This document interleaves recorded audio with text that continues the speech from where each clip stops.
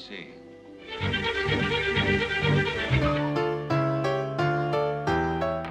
Honey, it's wonderful to have you back. Behind the premieres, the spotlights, the smiles, Hollywood's golden age ran on secrets. While fans lined up for tickets, detectives gathered statements, fixers made calls, and files thick as screenplays were stamped confidential. Tonight, 9 beloved icons who were quietly investigated by police, federal agents, even studio insurers, while the rest of the world never knew. These were not casual background checks. They were full-on probes, grand juries, sealed dockets, wiretaps, and discreet visits that arrived before the papers ever did. Some stars were cleared, others paid a price.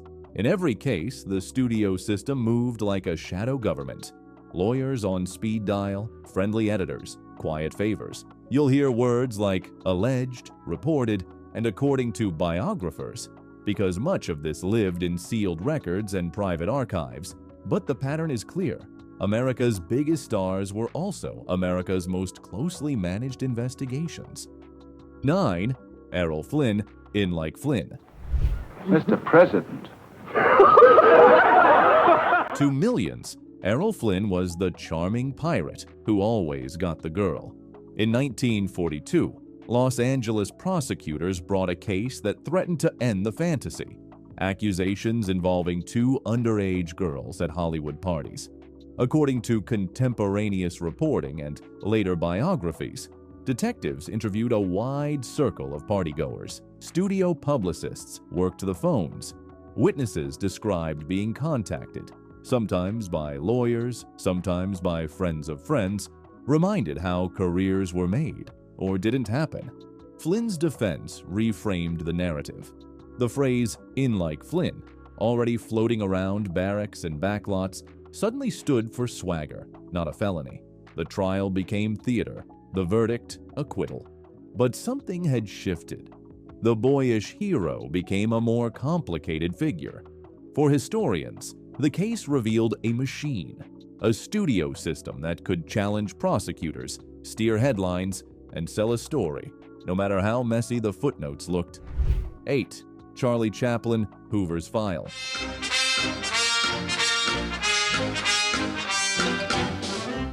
Charlie Chaplin wasn't just a star. He was an international emblem. That made him irresistible to J. Edgar Hoover, who, according to released files, authorized a sprawling investigation into Chaplin's politics and private life. Agents documented associates, opened mail, logged speeches, and, during the Mann Act case, tied to Joan Barry, watched closely as the press feasted. The paternity drama became a tabloid circus.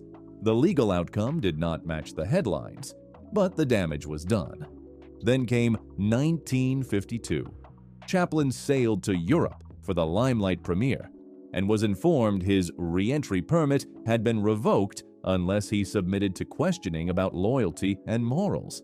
Chaplin chose exile. For a man who taught the world to laugh without words, the silence that followed was deafening. The episode shows how political winds can turn applause into suspicion fast. 7. Rock Hudson, Insurance on a Secret. You're all there is for me. All there ever will be. Rock Hudson embodied the straight arrow leading man. But according to studio veterans and biographers, the real surveillance wasn't police.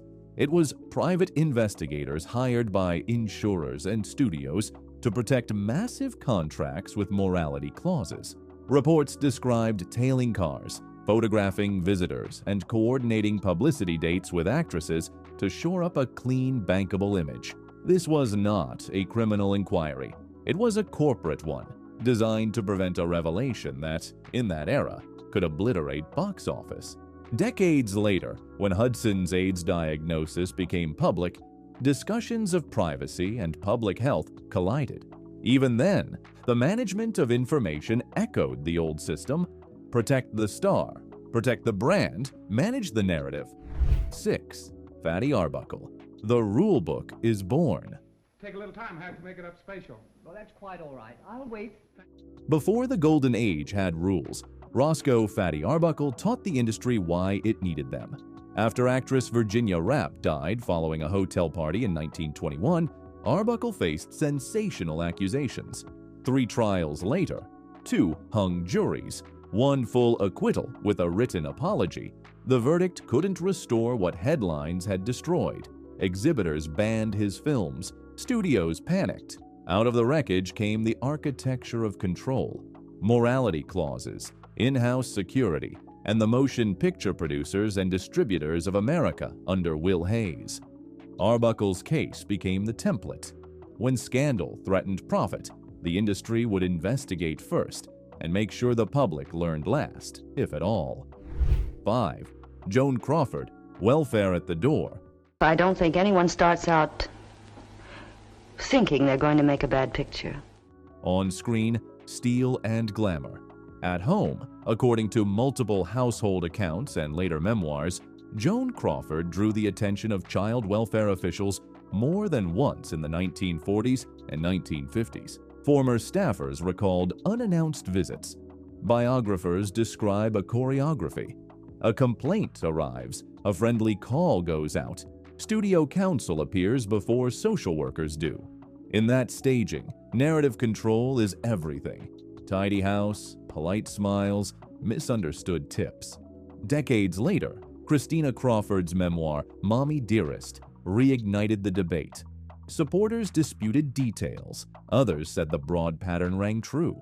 The alleged investigations, if files still exist, remain sealed. What remains visible is the power of a publicity machine to project sainthood while lawyers negotiated the shadows. 4. Marlon Brando. A tragedy becomes a case. You remember that night in the garden? You came down my dressing room and said, "Kid, this ain't your night." In 1990, a family catastrophe put Marlon Brando inside an active homicide case, not as the accused, but as a figure investigators needed to question. His son Christian shot Doug Drolle, boyfriend of Brando's daughter Cheyenne, at Brando's home. Detectives, according to accounts from the investigation, looked at calls, timing, and who moved where in the hectic moments after the shooting. Questions surfaced. Did the legend influence what was said? Did anything get disturbed? Prosecutors reportedly weighed options but stopped short. The standard to take on Brando himself was sky high. Christian pled to manslaughter. Cheyenne, suffering from profound mental health struggles, later died by suicide. Brando withdrew from public life. The family's pain now part of a permanent case file, and a reminder that celebrity doesn't erase tragedy, only reframes how it's covered. 3. Bing Crosby, polished songs, fractured home. And the women in the upland digging craters. To America, Bing Crosby was warmth itself. But memoirs from his son Gary and commentary from others in the family painted a harder portrait, one that echoed rumors of police responses to domestic incidents at the Crosby home during the 1940s and 1950s. Retired officers have said on the record that celebrity calls didn't go through normal channels. Studio relationships could make paperwork light, visits discreet, and headlines non-existent.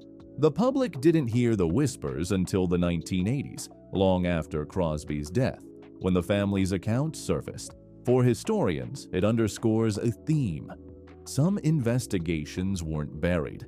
They were never allowed to be born. 2. George Raft, the FBI's favorite movie gangster. Here, stop that. George Raft didn't just play gangsters.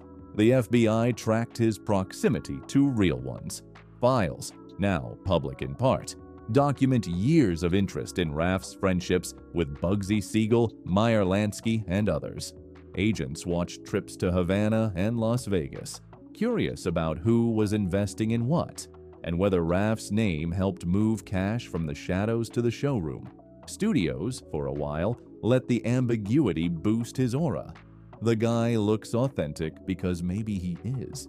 As the post-war crackdown on organized crime hardened, that mystique became a liability. Casting cooled. By the 1950s, the off-screen story finally outmuscled the on-screen one. 1. Judy Garland, the investigation that vanished. You don't need a palace to... Judy Garland was a teenager when a studio-approved pill regimen began. Amphetamines to work, barbiturates to sleep. Standard practice then, devastating in effect. According to interviews with former staff and researchers, a conscientious physician once raised concerns to LAPD narcotics about overprescription around Garland's treatment. An informal inquiry reportedly flickered to life, and then, just as quickly, went dark. The doctor was gone, the paperwork, light, the schedule, unchanged. Garland's struggles became public later. Hospitalizations, breaks with MGM, attempts at recovery. If there was a moment when external oversight could have interrupted the pattern, it passed in silence. The machine moved on. The person paid. 9 stars. Different lives. The same architecture. When allegations surfaced, the system drew a curtain, sometimes to protect a falsely accused star, sometimes to protect the brand at any cost. If these files had been front-page news when they happened, Hollywood history would look different. Maybe some careers would have ended. Maybe some lives would have been saved. What we're left with is the record that survived and the patterns it proves. Which case surprised you most? The corporate surveillance on Rock Hudson, the FBI's obsession with Chaplin, or the investigation that vanished around Judy Garland? Tell us below. If you want more untold stories from classic Hollywood, hit subscribe. Vintage prime time digs where the press wasn't allowed.